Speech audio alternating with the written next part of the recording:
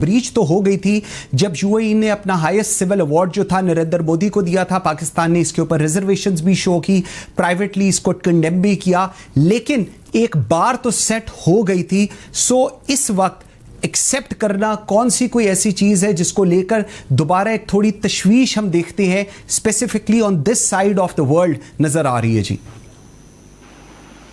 देखिए, जब इकबाल ने कहा था ना कि नील के साहिर से लेकर ताबखा के काश करते एक हों मुस्लिम हरम की पासबानी के लिए, तो जहां तक हरम की पासबानी का ताल्लुक है उसमें तो किसी को कोई शक नहीं है। और मैं नहीं समझता कि कैसा बेवकूफ शख्स होगा जो इस हरमैन शरीफैन की तरफ मैली आंख से देखेगा। उसके बाद फिर मुसलमानों के पास अपनी जान देने के अलावा ऑप्शन रह नहीं जाती। एब्सोल्युटली। एक तो इसको let's take this off the table. ठीक। नंबर 2, उम्मा का जो कॉन्सेप्ट है ना जी, बेसिकली ये कभी एक मिराज था जो पाकिस्तान के बाहर बहुत कम लोग इसको जानते भी थे, सोचते भी थे, बात भी करते थे। जो गैर मुस्लिम थे वो तो हमें एक उम्मत के लिहाज से देखते हैं, वो तो हमें समझते हैं कि मुसलमान हैं, फंडामेंटलिस्ट हैं, मुसलमान एक्सट्रीमिस्ट हैं, वो तो सर देखते हैं ये। लेकिन हम जब आपस में मिलकर बैठते हैं तो हम में फिर अरब है, अजम है और इस वगैरह वगैरह ये हमारे मसाइल चलते हैं। फिर हम में तफरकाबाजी है, कुछ सुन्नी है, कुछ शिया है, कुछ शियों में अलग मसाइल हैं, कुछ सुन्नियों में अलग मसाइल हैं। तो एक तो अल्लाह के फजल से हमने अपने आप को इस तरीके से रेजा कर दिया है कि हमारा इकट्ठा होना पॉसिबल है ही नहीं। हमें इस बारे में सोचना बहुत पहले बंद कर देना चाहिए था। देखिए, यूएई ने जो कुछ किया, आप ये क्यों भूल जाते हैं कि मैं जो बात करने लगा हूं शायद इसके बारे में आपने ज्यादा गौर किया होगा। कराची की जो फॉल है या कराची की जो तबाही है और दुबई का जो राइज है, अब देखिए ये टाइम तकरीबन एक जैसा नहीं है, एक वक्त नहीं शुरू हुआ है। आपको शायद ये अंदाजा नहीं है कि 2001-2002 में जब बलूचिस्तान में तखरीबकारी शुरू हुई और 2002 में भी स्पेसिफिक ये जो Balochistan so called liberation army है इसने काम शुरू किया, तो ये ज़बान ज़द आम था कि इसमें हमारे जो चंद ना समझ दोस्त हैं वो भी अपने जोर लगा रहे हैं कि गवादर ना बन पाए। ठीक। क्योंकि गवादर बहुत से लोगों को बहुत ज्यादा दुखता है। ओके। इसमें बाकी लोग तो आप छोड़ दीजिए, दुबई को बहुत दुखता है ये। ठीक। अगर ग्वादर ऑपरेशन हो जाए, अगर कराची पोर्ट ऑपरेशन हो, कराची एयरपोर्ट ऑपरेशन हो, तो अगर ये जब चीजें होंगी तो फिर दुनिया को उस तरफ जाने की जरूरत नहीं पड़ेगी। उन्होंने अपने आप को बहुत ज्यादा ओपन करके एक सोसाइटी बना के वो एक अपने आप को टूरिस्ट रिजॉर्ट बना के पेश कर दिया है। और अब वो उनको 2 मसाइल बने हुए हैं। एक तो जो ट्रंप साहब को इलेक्शन जितवाना है उन्होंने, नंबर 2 उनको जो ईरान की जो बॉगी है वो उनके ज़हन में खड़ी है। और ईरान भी कोई समझदारी का सबूत नहीं दे रहा। ईरान ने भी इन तमाम ममालिक जहां पर अरब ममालिक हैं इनके साथ जो मसाइल हैं उसके वो बढ़ रहे हैं दिन ब दिन। ओके, तो इसलिए ठीक, मुझे इसमें कोई फ्रैंकली स्पीकिंग जो यूएई ने किया अच्छा किया, हमें क्यों इसमें मसला है? ये बिल्कुल सही। हमारा मसला ये है कि अब इजराइल आपके एक बोट राइड पे आके बैठ जाएगा। आपके पहले भी काबुल से बैठ के उन्होंने जो 27 फरवरी को किया था, आपको याद होगा। ठीक। ओके सर, मुझे जरा ये चीज़ जनरल अशरफ सलीम साहब के पास है। जनरल साहब, मुझे एक चीज़ बताइएगा, आपको याद होगा पाकिस्तान ने कोशिश की थी ओआईसी के फॉरेन मिनिस्टर्स की मीटिंग बुलाने की जिसमें नाकामयाब रहा। उसके अंदर यूएई और जो सऊदी जो थी इनकी बैक्ड, उन्होंने अपोजिशन की थी उस ग्रुप ने।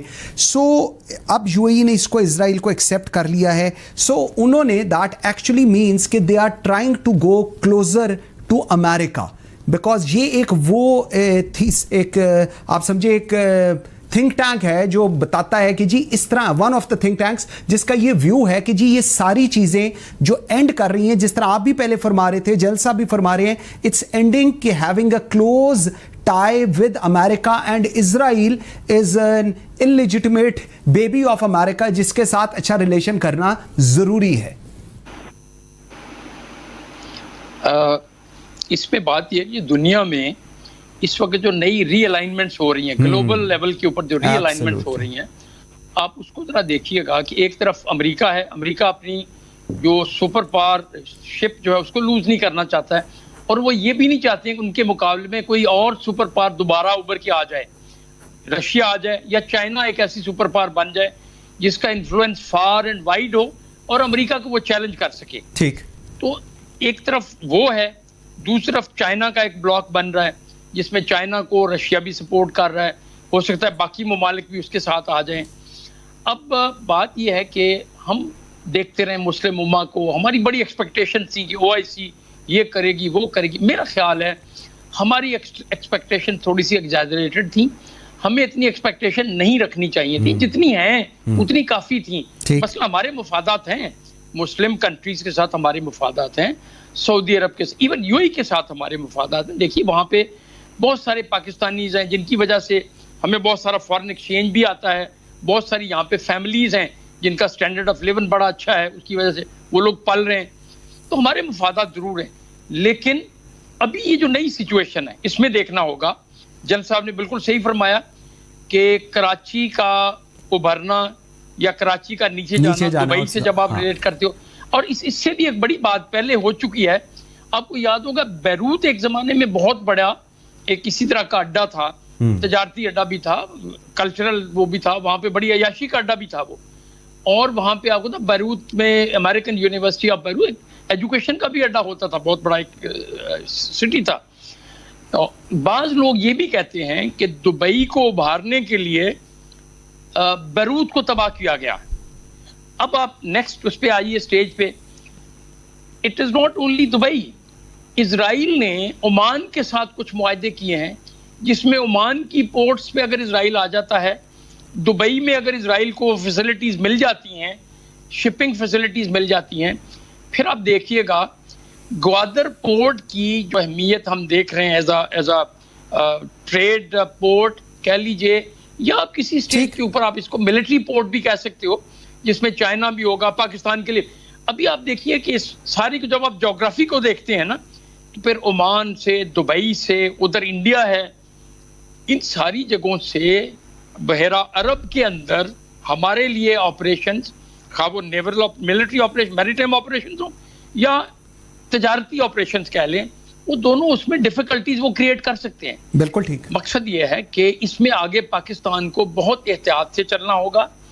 आपको ये नहीं है कि हम अपने जो थोड़े बहुत हमारे रिलेशनशिप्स हैं, ये मुस्लिम कंट्रीज हैं, ठीक है, उन्होंने इजराइल को रिकग्नाइज किया है, ओमान है या UAE है, हमें उनसे फिर भी रिलेशनशिप रखना है और किसी हद तक उस रिलेशनशिप के तहत हम इजरायली इन्फ्लुएंस को वहां पे काउंटर करने के काबिल हों। बिल्कुल ठीक, हमें इस चीज को देखना चाहिए। अच्छा जय गुलाम मुस्तफा, मुझे सर ये बताइएगा, जिस तरह अभी बात हो रही है सऊदी अरब की इस पूरी सिचुएशन में, क्या आप रिस्पांस देखते हैं? किस तरह do you think it can play something, will it play something? Chief of army staff भी गए हैं इस वक्त सऊदी अरब विजिट के ऊपर, और इस सारी सिचुएशन में बिकॉज एक इंटरनल वहाँ पर अनरेस्ट भी चल रहा है, सक्सेशन का भी इशू चल रहा है, तो सर सऊदी अरब का रोल क्या देख रहे हैं आप इस सारी सिचुएशन में? देखिए, एक चीज़ मैं और आपसे यहाँ अर्ज करना चाहूँगा कि जो रिलीजियस एक्सट्रीमिज्म है ना, जिसका इल्ज़ाम हमेशा मुसलमानों पे लगता रहा है और हमने बड़ी ताबेदारी से उसको तस्लीम भी किया है और आगे बढ़ के हमने गुड बॉय स्काउट बनने की कोशिश की है। इस वक्त दुनिया में 3 इंतहाई जो एक्सट्रीमिस्ट किस्म के जो व्यूज हैं, वो आप क्रिश्चियन ज़ायनिज्म है, बहुत ही ज्यादा इंतहा पसंद है वो लोग। ज्यूइश ज़ायनिज्म है, उनकी इंतहा पसंदी के बारे में तो हम जली तौर पे जानते हैं। ठीक ठीक। इंटरनेशनल एस्टेब्लिशमेंट इन तीनों की मदद से, जिस तरह अभी सलीम बाग कह रहे थे, बिल्कुल सही कह रहे थे कि दुनिया में वो किसी और ताकत को या किसी और ऐसे सिस्टम को उभरता हुआ नहीं देखना चाहते जिससे उनकी जो इजारादारी है वो खत्म हो। Okay okay. एक तो ये बड़ी लार्जर पिक्चर में दिस हाउ वी से इट, राइट। सऊदी अरेबिया, देखिए सऊदी अरेबिया इस वक्त उनके अंदर एक बहुत जो है ना, अंडर द सरफेस बहुत ज्यादा टेंशन है। Absolutely absolutely. और आमतौर पे ये मेरे चंद एक दोस्त हैं वहां पर जो बिजनेस वगैरह करते हैं, एक उनके समझदार दोस्त हैं, मैं उनका कहना था कि अगर शाह सुलेमान जब फौत हों, अल्लाह उनको जिंदगी सेहत दे, तवसीर रखे उनको, तो वहां पे खाने जंगी का खतरा है। एक तो मोहम्मद सुल्तान को जो उन्होंने जो ये चेन ऑफ सक्सेशन तोड़ के लेके आए हैं जी, सक्सेशन पैदा किया उसका, बिल्कुल ऐसे। नंबर 2, सऊदी अरेबिया के लिए मसला ये है कि वो अपने आप को ना सिर्फ ये कि एक तरफ तो तुर्की के खिलाफ खड़ा है, दूसरी तरफ वो ईरान के खिलाफ खड़ा है, और तीसरी तरफ उनको ये बात समझ नहीं आ रही कि उनको बिल्कुल जो अंदर की तरफ से बिल्कुल डिसॉल्व करने की जो कोशिश है उसमें दुनिया कामयाब होती हुई नजर आ रही है। बिल्कुल ठीक। सऊदी अरेबिया के तो हाथ पैर उन्होंने खुद अपने बांध के रख लिए हैं ना जी। बिल्कुल ऐसे जब वो पाकिस्तान के खिलाफ ने जब रिएक्शन किया, ठीक है, ट्रेड रिलेशनशिप उनका पहले भी था भारत के साथ, लेकिन क्या वजह है कि भारत के अंदर मुसलमानों का कत्ल खून हो रहा है, कश्मीर के मेरे पाकिस्तानी भाइयों का वहां पे खून बहाया जा रहा है, इज्जतें लुट रही हैं। ठीक। तो जब ये लोग बात ही नहीं करेंगे तो मेरे पाकिस्तान की या पाकिस्तानी, बहैसियत पाकिस्तानी, मुझे सऊदी अरेबिया से क्या मोहब्बत होगी?